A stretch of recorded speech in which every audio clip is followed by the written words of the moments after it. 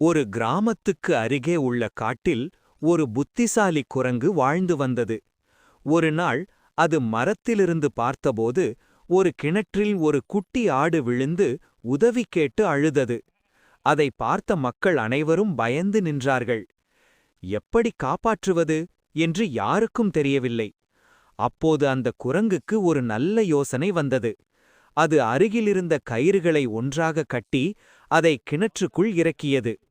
குட்டியாடு கயிற்றை பிடித்தது. மக்களும் சேர்ந்து மெதுவாக இழுத்தனர். சில நிமிடங்களில் குட்டியாடு பாதுகாப்பாக வெளியே வந்தது. மக்கள் அனைவரும் மகிழ்ச்சியுடன் குரங்கை பாராட்டினர். குரங்கு சிரித்தபடி மரத்தின் மேல் ஏறியது. பாடம்: புத்தியும் துணிச்சலும் இருந்தால் எந்த பிரச்சனையும் தீரும்.